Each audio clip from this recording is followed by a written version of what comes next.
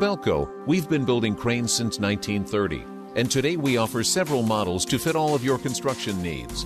In this video, we're going to demonstrate the sub-assembly, self-erection system, operation and disassembly of the 250-ton CK2500. This machine has a maximum boom length of 300 feet and a basic boom length of 50 feet. The maximum boom and jib combination is 250 feet of main boom with a 100-foot jib. A luffing jib attachment is also available on the CK2500.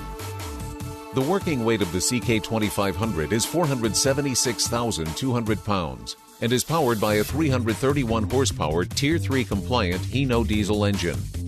The dimensions of the CK2500 are 18 feet 2 inches from the top of the gantry in the raised position. The overall length of the crawlers is 29 feet 6 inches. The width of the crawlers is 25 feet 4 inches. The width of the crawler shoe is 52 inches. All Kobelco cranes have the capacity for self-erection. Additional information can be found in the specification sheet. The CK2500 will transport with crawler frames removed and will be shipped from the factory without the boom base section or live mast installed. The transport weight of the machine in this configuration is about 92,880 pounds. The boom and counterweights transport best on a 38-foot step deck type trailer. The counterweight is placed on the bed of the haul truck and the boom can be placed on top. As always, the counterweights can be secured with a chain, but the boom should only be secured with nylon straps. Each boom, base, tip, and inserts are labeled with identification tags. When unloading the base machine, make sure that the operator has read and understands the operator's manual. When unloading the boom inserts and counterweight, use suitable nylon straps. The total weight of each piece is noted in the operator's manual, and the counterweights also have decals on them, giving the total weight of each piece. Each boom section is equipped with lifting lugs for easy lifting and balancing. Now let's demonstrate the unloading of the CK2500 main machine. Press the button on the LMI showing the boom apart and hold it for 3 seconds. That puts the LMI into setup mode. This will discontinue the sounding alarm and allow all functions to operate during the sub-assembly process. Next, swing the translifter arms from the transport position into the working position. First, remove the swing arm locking pins on each of the translifter swing arms and place them into the empty hole next to it. Swing the translifter arms out to the working position and the locking pins will fall into place. Make sure all 4 locking pins are fully inserted and spring pins are installed on the bottom side of the lock pins. Install the floats on the bottom of each translifter and secure them with locking pins.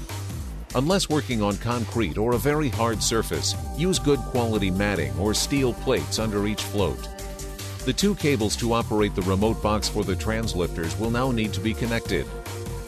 One is for the power supply from the upper structure to the lower car body. The other is the control box itself. Turn off the engine and connect one end of the power supply cable to the receptacle on the right side of the upper structure and the other end to the lower switch box located in the main car body of the machine. Then connect the control box cable to the switch box. Start the engine and set the speed to approximately 1000 RPM.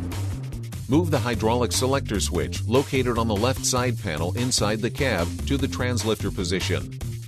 Turn the control box power switch on. The 4 outside switches on the control box control the 4 individual translifter jacks. Make sure that the 4 floats stay firmly on the ground during the lifting procedure. We're now ready to lower the translifter jacks and raise the machine off of the transport truck. Extend the 2 rear cylinders up about 3 inches and then level up the machine by extending the front 2 cylinders the same distance. Make adjustments as needed to keep the machine level from side to side. A level is mounted on the car body of the machine as an aid to keep the machine level. Continue this process until all cylinders are fully extended. Make sure the machine is completely clear of the bed of the haul truck. Then slowly drive the truck from under the machine. We'll now lower the machine to the ground using the same method as when raising. First, lower the front of the machine about 3 inches, then level the machine by lowering the rear of the machine the same distance. Continue this procedure until the machine is at its lowest point, making sure that it stays level.